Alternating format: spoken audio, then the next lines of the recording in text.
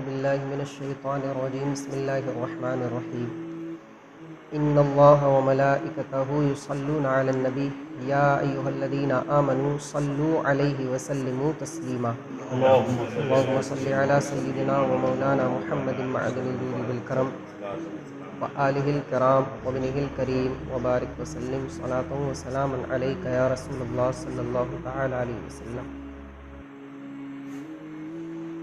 اللہ تبارک و تعالی ارشاد فرماتا ہے لہا سبعۃ ابواب،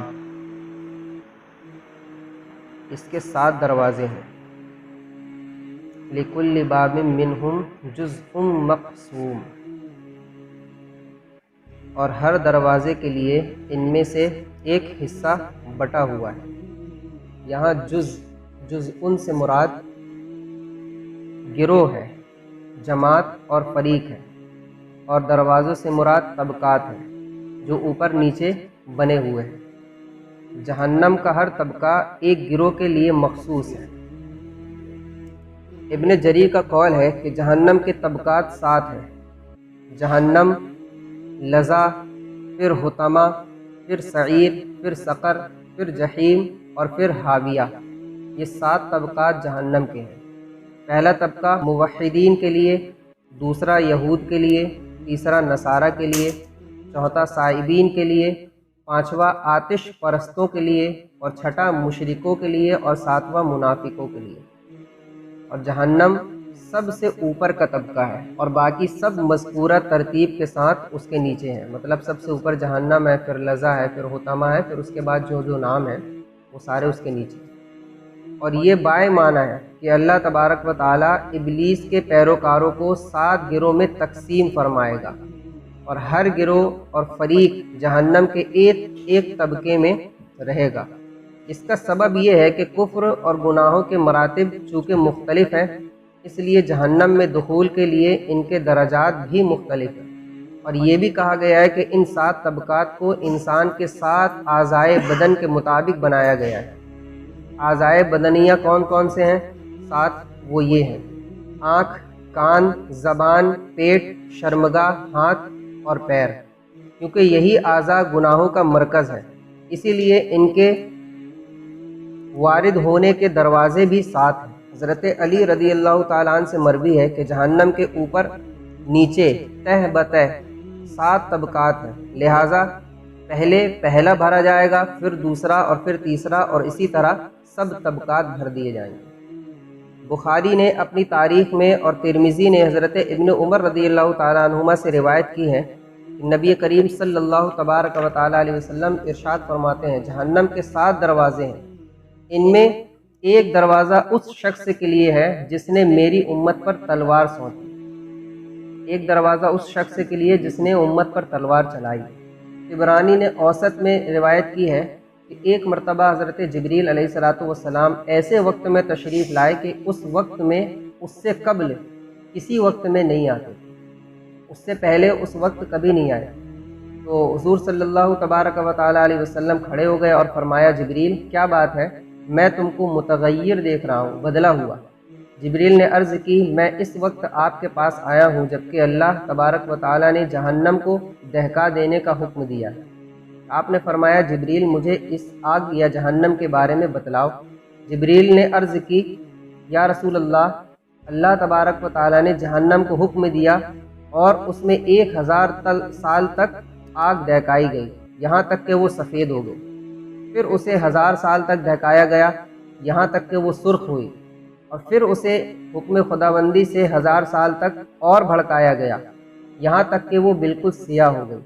اب وہ سیاہ تاریک ہے، نہ اس میں چنگاری روشن ہوتی ہے اور نہ ہی اس کا بھڑکنا ختم ہوتا ہے اور نہ اس کے شعلے بجھتے ہیں۔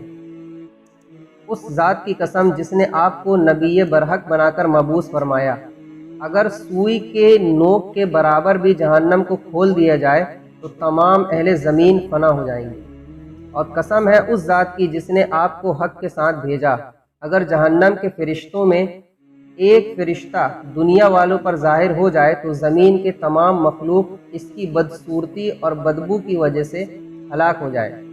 اور قسم ہے اس ذات کی جس نے آپ کو حق کے ساتھ مبعوث فرمایا، اگر جہنم کی زنجیروں کا ایک حلقہ جس کا اللہ تعالیٰ نے قرآن مجید میں ذکر کیا ہے دنیا کے پہاڑوں پر رکھ دیا جائے تو وہ ریزہ ریزہ ہو جائے، اور وہ حلقہ تحت الثری میں جا ٹھہرے، اتنا بھاری ہوگا کہ زمین میں صرف رکھنے سے، پہاڑ میں رکھنے سے پہاڑ ریزہ ریزہ اور زمین کے اندر دھستے دھستے دھستے تحت الثری تک پہنچ جائے۔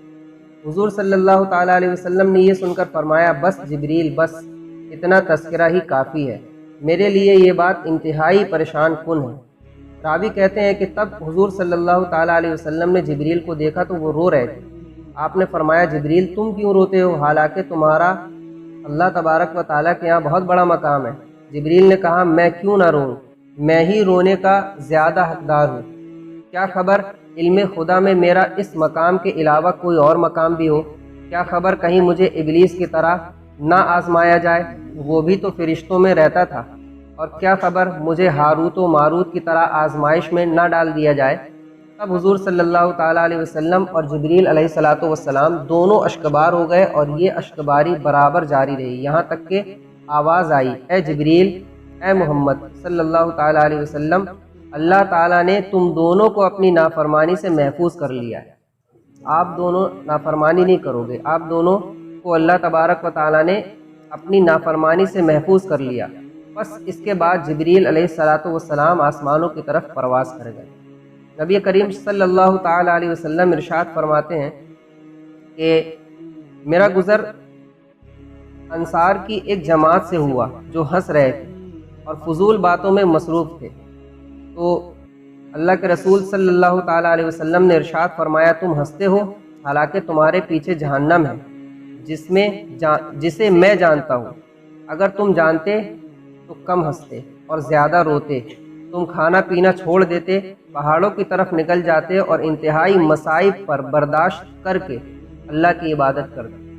تم مصیبت برداشت کرنے کے بعد بھی اللہ کی عبادت ہی کرتے اگر تم جہنم جانتے۔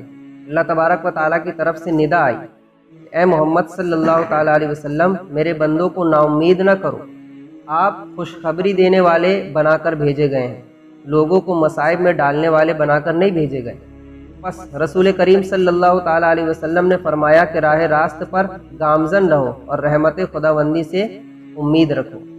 احمد کی روایت ہے، حضور صلی اللہ تعالیٰ علیہ وسلم نے جبریل سے کہا، میں نے کبھی بھی میکائیل کو ہنستے ہوئے نہیں دیکھا، اس کی کیا وجہ ہے؟ جبریل نے کہا کہ جب سے جہنم کو پیدا کیا گیا ہے میکائیل علیہ السلام کبھی نہیں مسکرائے، جب سے جہنم کو پیدا کیا گیا جب سے لے کر۔ مسلم شریف کی روایت میں ہے کہ حضور صلی اللہ تعالیٰ علیہ وسلم نے فرمایا کہ قیامت کے دن جہنم کو 70,000 لگامیں دے کر لایا جائے گا، جو گھوڑے میں نہیں لگام ہوتی ہے، جہنم کو 70,000 لگام دے کر بلایا جائے گا، اور ہر لگام کے ساتھ 70,000 فرشتے اسے کھینچ رہے ہوں گے۔ اللہ تبارک و تعالیٰ ہم سبھی کو جہنم کے عذاب سے محفوظ رکھے۔